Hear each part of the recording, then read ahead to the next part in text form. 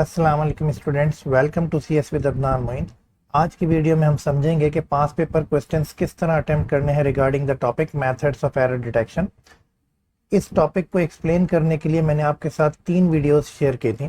पहली वीडियो में मैंने आपको एक्सप्लेन किया था कि एरर डिटेक्शन मेथड्स बेसिकली कितने टाइप्स के हैं और उनमें से पैरिटी बिट, चेकसम और इको चेक किस तरह काम करते हैं। सेकेंड वीडियो में मैंने आपके साथ शेयर किया था चेक डिजिट और चेक डिजिट कैसे कैलकुलेट करते हैं और check digit error detection method कैसे है और इसका डिफरेंस प्रीवियस 3 मेथड्स के साथ क्या है और क्या सिमिलैरिटीज़ हैं इसके और प्रीवियस 3 एरर डिटेक्शन मेथड्स के दरमियान। फिर तीसरी वीडियो में हमने देखा था कि ARQ क्या है, ऑटोमेटिक रिपीट रिक्वेस्ट, ये क्यों बाकियों से डिफरेंट है और इसको क्यों कैम्ब्रिज ने एक अलग हेडिंग के अंडर में आपके साथ शेयर किया है। अगर आपने इन वीडियोस को अभी नहीं देखा या फिर आपको इन टॉपिक्स के कॉन्सेप्ट्स में कोई प्रॉब्लम है तो इन तीनों वीडियोस का लिंक मैं आपको साथ शेयर कर रहा हूँ, आप उसको एक दफ़ा गो थ्रू कर लीजिए ताकि पेपर पे कैसे क्वेश्चन अटैम्प्ट करने हैं ये आपको आसानी से समझ में आ जाए। इस वीडियो के अंदर हम पहले 3 मेथड्स यानी पैरिटी, चाहे वो पैरिटी बिट या पैरिटी बाइट हो या ब्लॉक पैरिटी हो, चेकसम और इको चेक, इन 3 टॉपिक्स के रिगार्डिंग पास पेपर क्वेश्चंस को अटेम्प्ट करना सीखेंगे। और इसके बाद नेक्स्ट वीडियो के अंदर, जो इस वीडियो का पार्ट 2 कह लीजिए आप, उसके अंदर हम ये देखेंगे कि चेक डिजिट और ARQ के रिगार्डिंग कौन कौन से क्वेश्चंस पास पेपर में आए हुए हैं। तो आइए शुरू करते हैं। एक क्वेश्चन आपके पास आया हुआ है जिसमें आपसे ये पूछ रहा है कि parity check are often used to check errors that may occur during the data transmission. A system uses an even parity use की है, यानी कि total number of ones in a single byte या फिर टोटल नंबर ऑफ जीरोस भी आप कह सकते हैं in a single byte will remain even. तो अब आपसे कह रहा है tick to show whether the following 3 bytes have been transmitted correctly or incorrectly. Check कीजिए even parity number of ones के साथ या नंबर ऑफ जीरोस के साथ कहाँ मैच कर रही है। पहले बाइट के अंदर देखते हैं, total number of ones are 1 2 3, odd parity है, जबकि उसने कहा था कि इवन पैरिटी के साथ भेजा गया है, तो ये वाला बिट ट्रांसमिट हुआ है इनकरेक्टली, ये गलत ट्रांसमिट हो गया। इसी तरह सेकंड बाइट को चेक करते हैं, उसमें 1 2 3 4 5 total number of ones are odd और इवन पैरिटी सेट की थी बिटवीन सेंडर एंड रिसीवर, तो ये बिट भी, ये बाइट भी इनकरेक्ट सेंड हुआ है। तीसरे वाले बाइट को देखें, 1 2 3 4, इसके अंदर नंबर ऑफ वंस या number of zeros both are even, तो ये वाला बाइट सही ट्रांसमिट हुआ है, तो इसके अंदर टिक यहाँ पर आएगा। तो you will get 3 marks with these 3 ticks. Part number B में कह रहा है कि a parity byte is used, और पार्ट नंबर ए में जो उसने कहा था even parity will be used, तो ये this will remain same for part number B as well. कह रहा है कि a parity byte is used to identify which bit has been transmitted incorrectly in a block of data. Parity block की बात कर रहा है, इस पूरे ब्लॉक में कौन सी बिट एरेनियस है, कौन सी बिट इनकरेक्ट ट्रांसमिट हुई है, ये आपने बताना है। The word flowchart was transmitted using 9 bytes of data, 1 byte per character. The 10th byte, the parity byte, was also transmitted. The following block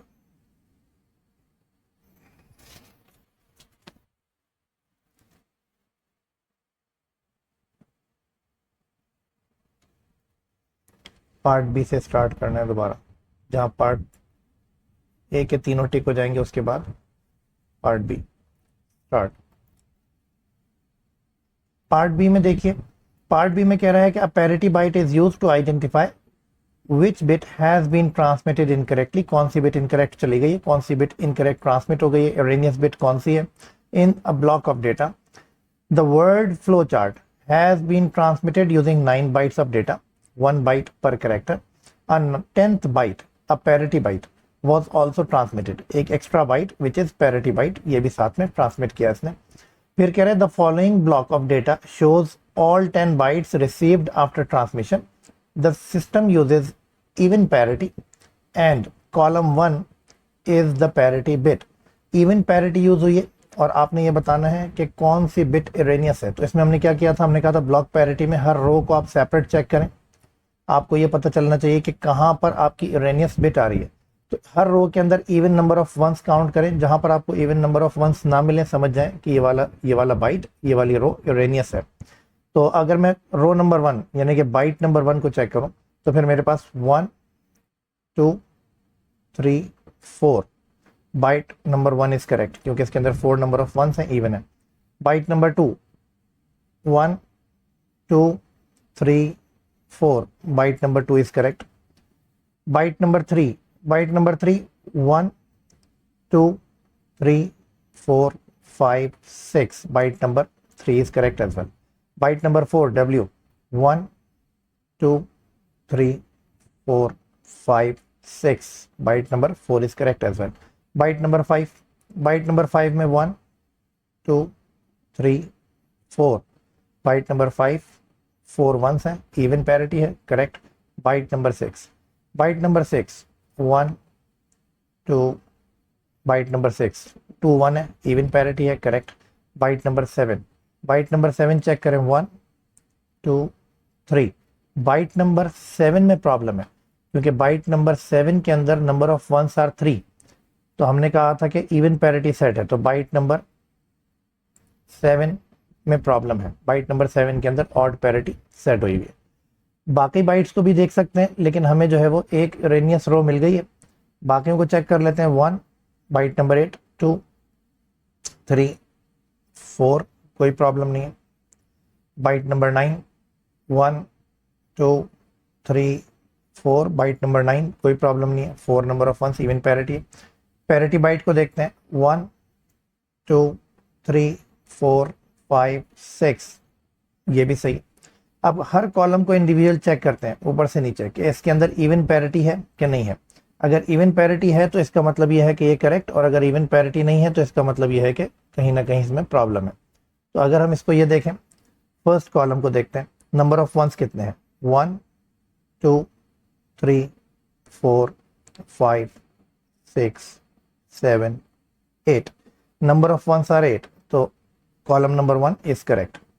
column number 2, number of ones are 0, it's even, it's correct.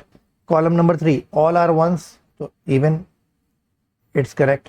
1 2 3 4 5 6 7 8 9 10। Column number 4, 1 2 3 4, column number 4 even number of ones है। Column number 5, 1 2 3 4, column number 5 में भी even number of ones है, column number 5 is correct as well. Column number 6, 1 2 3 4 5 6 7, column number 6 के अंदर total number of ones are 7 which are odd, तो इसका मतलब यह है कि कॉलम नंबर 6 में प्रॉब्लम है, कॉलम नंबर 6 में भी प्रॉब्लम है। तो कॉलम नंबर 7 गिन लेते हैं, 1 2 3 4 5 6, कॉलम नंबर 7 में कोई प्रॉब्लम नहीं है। कॉलम नंबर 7 के अंदर हमारे पास number of ones are even, ये correct. Last column, column number 8, 1 2 3 4, column number 8 is correct as well. तो आपके पास इरेनियस बिट कहाँ मिलेगी? Intersection of the erroneous byte और इरेनियस कॉलम, इरेनियस रो और इरेनियस कॉलम। तो हमारे पास एक ये जो 7th रो थी, ये वाली 7th रो, इसमें प्रॉब्लम था 7th बाइट, और हमारे पास जो कॉलम था वो कॉलम था हमारे पास ये वाला कॉलम नंबर 6, इसमें प्रॉब्लम है, सही है। कॉलम नंबर 6 इसमें एक प्रॉब्लम है। तो अब अगर हम ये देखें कि हमें इरेनियस बाइट या इरेनियस बिट कहाँ पर मिलेगी, तो the intersection of this row and the column, ये जो लोकेशन हमें मिली है, ये लोकेशन जिसमें इंटरसेक्शन हो रहा है यहाँ पर, तो असल में ये वाली बिट इज इरेनियस, ये वाली बिट में प्रॉब्लम है, सही है।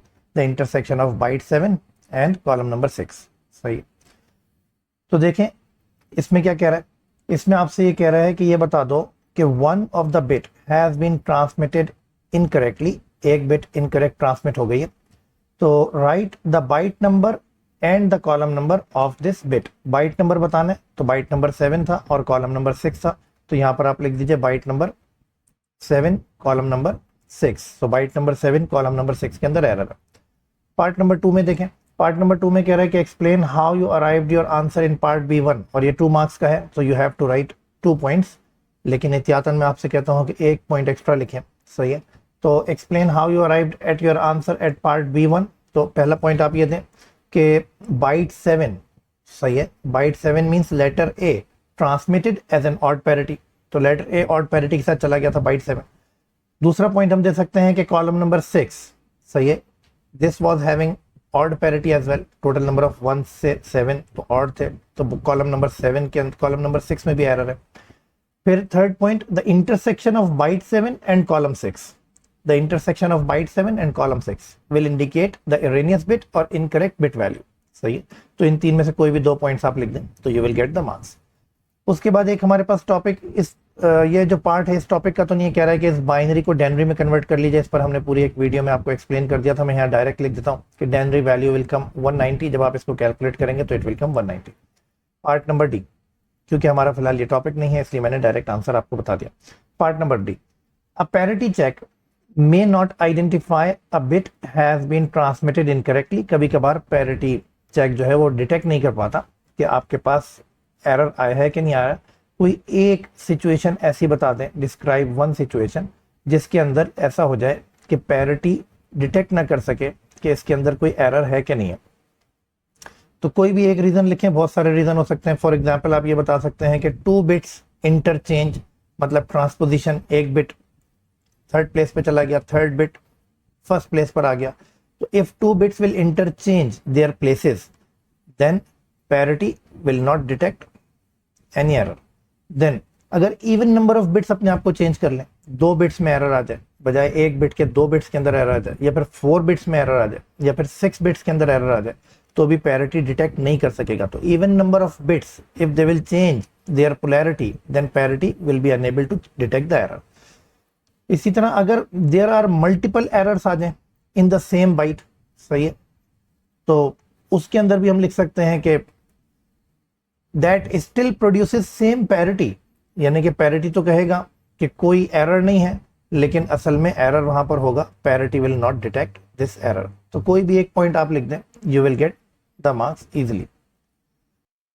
एक और क्वेश्चन देखते हैं, ये आपके 0478 मई जून 2025 में पेपर 1-2 में आया हुआ है। एक चीज और भी समझ लें, कैम्ब्रिज कंप्यूटर साइंस में 2210 और 0478 यानी IGCSE और O लेवल्स दोनों का सिलेबस भी सेम है, दोनों के पेपर्स भी सेम है। तो अगर आप O लेवल्स अटेम्प्ट कर रहे हैं तो आपका सिलेबस कोड होगा 2210, अगर आप IGCSE से कैम्ब्रिज कंप्यूटर साइंस अटेम्प्ट कर रहे हैं तो फिर कोड होगा 0478। तो दोनों के कोड में सिर्फ लिखने में फ़र्क है, बाकी सिलेबस और पेपर्स दोनों सेम है। तो इसलिए क्वेश्चन नंबर 3, चाहे आप इसको 2210 में सर्च करें तो you will get the same question in 2025 paper 1-2। Question number 3 और उसका पार्ट नंबर जो ए और बी था वो हमारे इस कोर्स से, इस टॉपिक से रिलेवेंट नहीं था, तो फिर मैंने वो थोड़ी देर के लिए उसको एक्सक्लूड कर दिया। क्वेश्चन नंबर 3 में जो पार्ट सी का 3 पार्ट है वो हमारे पास पैरिटी को पूछ रहा है, तो मैंने उसको इंक्लूड किया। उसमें कह रहा है कि a programmer writes a program to store and sort all the data for the books in her home library. तो ये एक प्रोग्रामर है, एक प्रोग्राम लिख रहा है जिसमें जो है स्टोर करेगा, सॉर्ट करेगा तमाम डेटा को, जो उसके घर में एक होम लाइब्रेरी है, उसकी किताबों के बारे में, उसकी इंफॉर्मेशन, उसका डेटा। उसके पार्ट सी और पार्ट सी का भी थर्ड पार्ट, उसमें कह रहा है कि an even parity check is used to detect errors in the data after it has been transmitted to the printer. सही है, इस डेटा को प्रिंटर को उसने भेजा प्रिंट आउट के लिए, इस बुक लिस्ट को प्रिपेयर करने के बाद डेटा को प्रिंटर पे भेजा।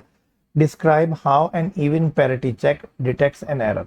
इवन पैरिटी चेक एरर को डिटेक्ट कैसे करेगा। एक पॉइंट तो हम इसमें ये लिख सकते हैं कि a parity bit will be added to each byte. पहला काम तो हम ये करेंगे कि एक पैरिटी बिट ऐड कर देंगे हर बाइट के अंदर, to make the total number of ones या total number of zeros even, to make the total number of ones even. सही है, एक सेकेंड पॉइंट हो जाएगा ये। उसके बाद the number of ones in each byte is counted after transmission, यानी प्रिंटर के पास जब ये डेटा पहुंचेगा तो प्रिंटर का माइक्रो प्रोसेसर वो काउंट करेगा total number of ones in each byte. तो अगर उसे ऑड नंबर ऑफ वंस मिले, सही, if any byte contain odd number of ones then printer will detect an error. सही है, तो इसमें से आप कोई भी 4 पॉइंट्स आप लिख सकते हैं, तो यू विल गेट 4 मार्क्स। तो देखिए आंसर क्या बनेगा, इसको अगर मैं साथ साथ चेक भी कर लूं आपके लिए, तो देखिए अगर आप ये लिखते हैं before data transmission a parity bit is added to each byte, a parity bit is added to each byte, ये आपका एक नंबर हो गया। To ensure that total number of ones is even, total number of ones कितने रहने चाहिए, even, क्योंकि even parity set की थी, उसने कहा था even parity. After transmission the number of ones in each byte is counted at the receiving end. Transmission के बाद नंबर ऑफ वंस दोबारा से काउंट किए जाएंगे। If any byte is found to have an odd number of ones then error is detected. So hopefully these are 5 points, लेकिन you will get 4 marks easily. एक और question देखिए, ये आपके नवंबर 2020 पेपर 1-2 में आया हुआ। उसमें आपसे ये कह रहा है कि 4 7-bit binary values are transmitted from one computer to another computer. A parity bit was added to each binary value, creating 8-bit binary values. All binary values have been transmitted correctly. तमाम binary values correctly transmit की गई हैं। तो अब आप बताएं कि कौन से बाइट में even parity सेट करनी है, कौन से बाइट में आपने odd parity सेट करनी है to keep the total number of ones remain even or odd। तो अब अगर हम इस पहले वाले बाइट को देखें, 8 बिट्स को देखें, तो इसके अंदर total number of ones are 8। तो अगर मैं इवन पैरिटी सेट कर दूंगा तो total number of ones will remain 8 और इवन पैरिटी जस्टिफाई करेगी टोटल नंबर ऑफ वंस को, तो ये बाइट करेक्टली ट्रांसमिट हो जाएगा। अगर मैं दूसरे वाले बाइट को चेक करूं तो इसके अंदर total number of ones are 4, 1 2 3 4। तो इस केस में भी मुझे इवन पैरिटी सेट करनी पड़ेगी अगर मुझे इस बाइट को करेक्टली ट्रांसमिट करना है या एक्सेप्ट करना है कि दिस बाइट इज करेक्ट। तो total number of ones are 4, तो इवन पैरिटी सेट कर दें। Even parity will justify the total number of ones in my byte. Third row को चेक करें, total number of ones are 1 2 3 4 5 6, total number of ones are 6। तो यहाँ पर भी मुझे इवन पैरिटी सेट करनी पड़ेगी क्योंकि total number of ones even है और मुझे इवन पैरिटी सेट करके ये बताना है कि कोई एरर नहीं आया। फोर्थ बाइट के अंदर total number of ones are 1, तो I will set odd parity. तो अगर मैं ऑड पैरिटी सेट कर दूंगा और ये बाइट रिसीवर के पास पहुंच जाएगा तो इसका मतलब है देयर इज नो एरर।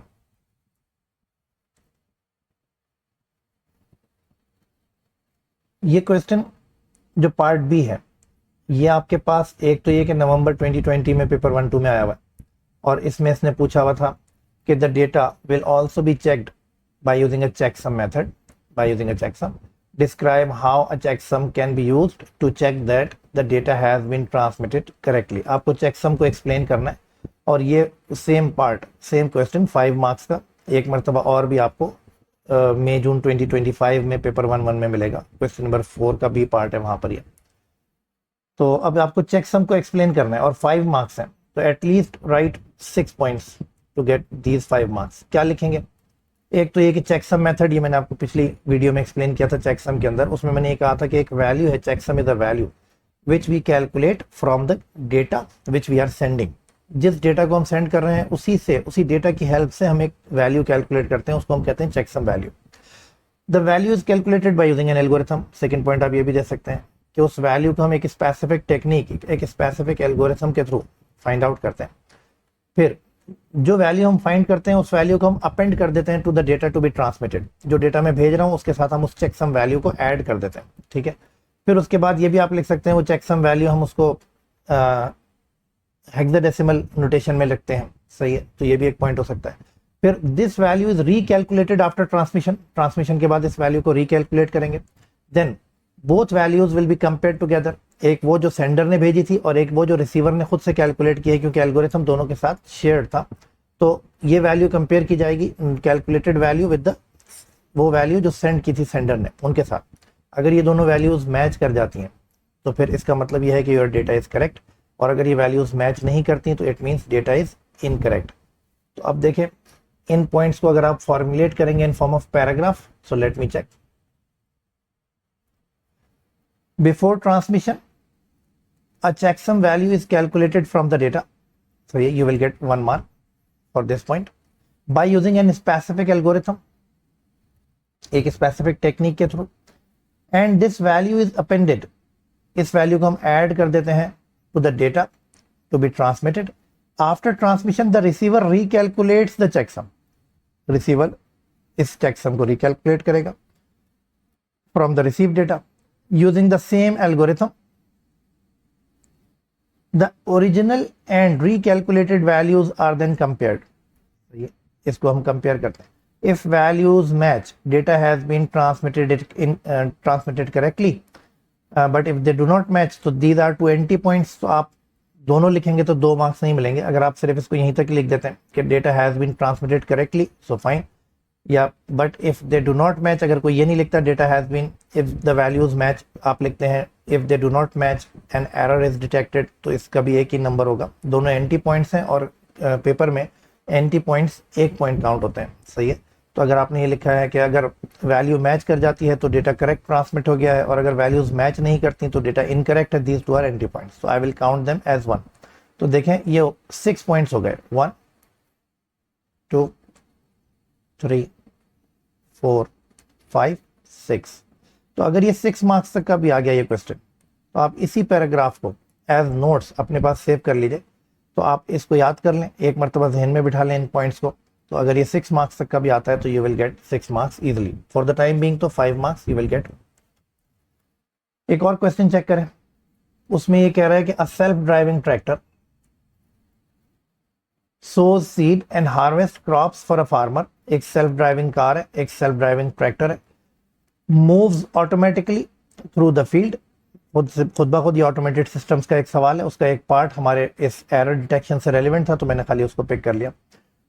वो खुद ब खुद टर्न हो रहा है at each and and stopping when it has finished. खुद ही रुक भी जाता है जब उसका काम खत्म हो जाता है. At the end of each day, part number E, at the end of each day the self driving tractor transmits the data it has collected to the farmer's computer. ये सेल्फ ड्राइविंग ट्रैक्टर जो automated machine है, ये farmer के computer को अपना data भेजता है in their house. The transmission uses an echo check. Echo check इस्तेमाल हो रहा है, इको चेक मेथड है. Describe the role of the self driving tractor and the farmer's computer in echo check method. सही है, in the echo check. ये echo check क्या होता है, इको चेक कैसे काम करता है, इसको आपने एक्सप्लेन करना है यहाँ पर. अब 3 मार्क्स का तो है, लेकिन ये किसी ईयर में मैंने 4 मार्क्स का भी देखा है. तो आप इसके लिए कम से कम 4 पॉइंट्स अपने जहन में रखें. एक तो ये हो सकता है कि आप लिख लें कि the same data is transmitted back. सही है, फ्रॉम कंप्यूटर टू ट्रैक्टर. सही है, सेम डेटा हम जो है वो वापस भेज देंगे computer to.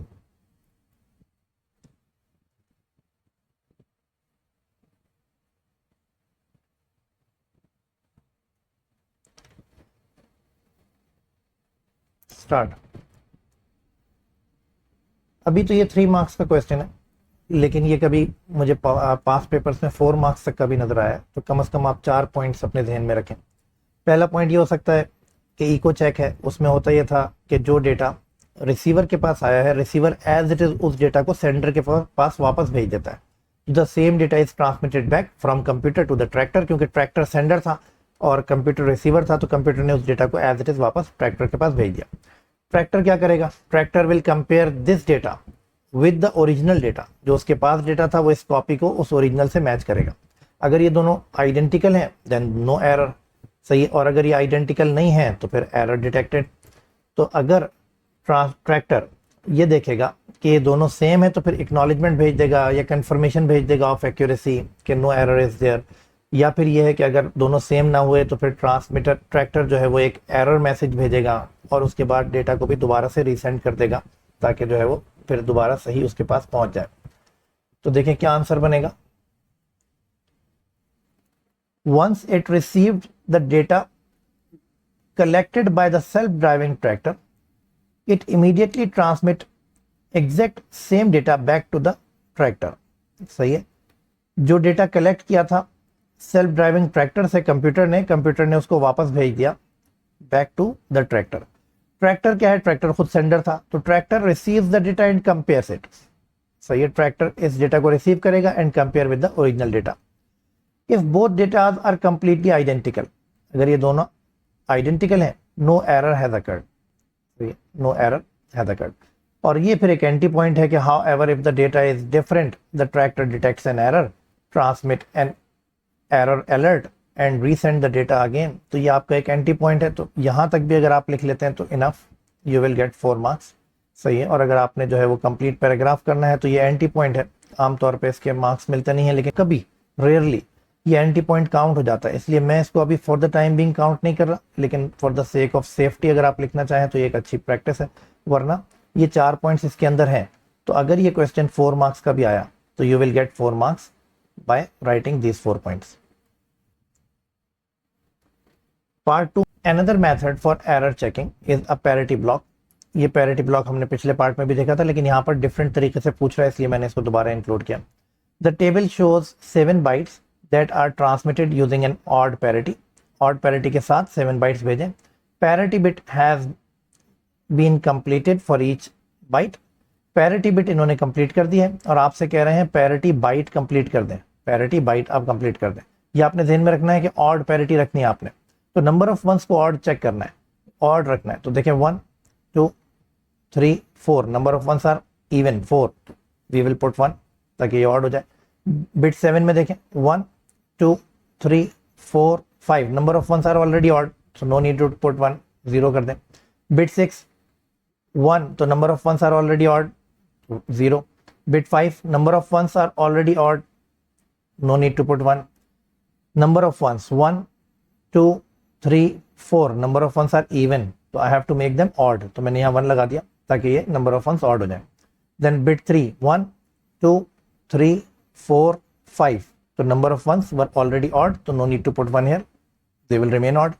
Bit 2 1 2 3 4, number of ones were even, so I will put 1 here to make the number of ones odd. Bit 1, number of ones are 1 2 3, already odd है तो कुछ आपको 1 लगाने की जरूरत नहीं है, put 0 here, तो total number of ones will remain odd। तो आपके पास ये पैरिटी बाइट कंप्लीट करने के you will get 3 मार्क्स। एक सवाल और देखते हैं, ये आया है नवंबर 2025, पेपर 1-1।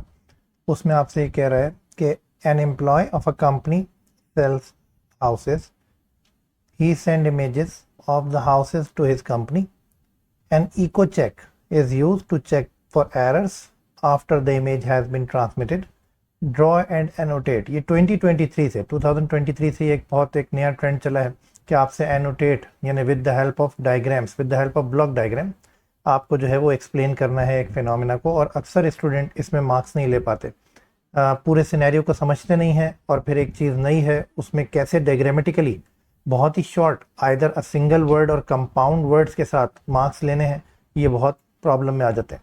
तो इसलिए इसको ध्यान से देखिए कि ये कह रहा है कि annotate a diagram to show how echo check would be detected, how echo check would detect an error. अब हमें वैसे ये पता है कि इको चेक क्या चीज़ है। इको चेक ये करता था कि जो सेंडर ने मैसेज रिसीवर को भेजा, रिसीवर एज इट इज उसकी एक copy of the data sender को वापस भेज देता था। सेंडर इसको कंपेयर करता था विद द ओरिजिनल डेटा जो उसके अपने पास है।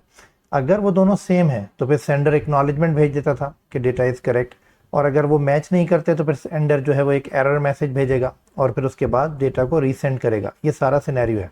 अब इस सिनेरियो को आपने डायग्रामेटिकली एक्सप्लेन करना है और 3 मार्क्स लेने।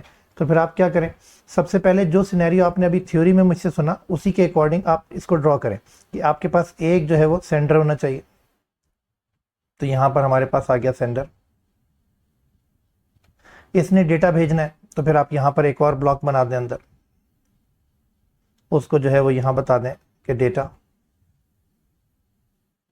फिर सेंडर ने ये डेटा सेंड कर दिया, तो एरो ज़रूरी है सही है डायरेक्शन बताने के लिए कि ये डेटा जो है वो सेंडर ने सेंड किया।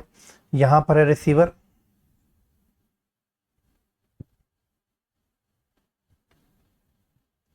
रिसीवर ने इस डेटा को रिसीव कर लिया। ठीक है, जैसे ही डेटा को रिसीव किया यहां पर रिसीवर ने, तो रिसीवर ने कॉपी ऑफ द डेटा वापस सेंडर की तरफ भेज दिया। तो यहां पर आप मेंशन कर दें copy of data. Copy of data sender के पास चली गई, ये हमारे पास सेंडर के पास आ गई copy of data.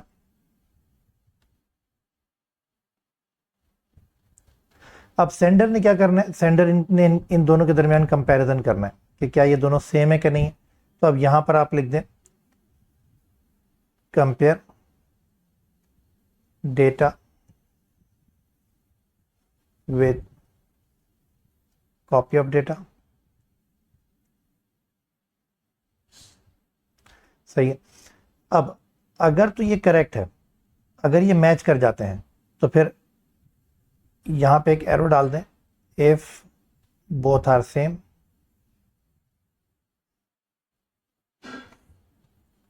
Then acknowledgement, सही है, एल्स एरर, सही है। तो अगर आप इसको इस तरह मेंशन कर देंगे तो easily you will get more than 3 marks as well. अगर ये 4 मार्क्स का आ गया तो भी आप ये, और ये 5 मार्क्स का आ गया तो भी इतने points are more than enough for 5 marks. मिलते हैं नेक्स्ट वीडियो में नेक्स्ट टॉपिक के साथ। अल्लाह हाफिज़।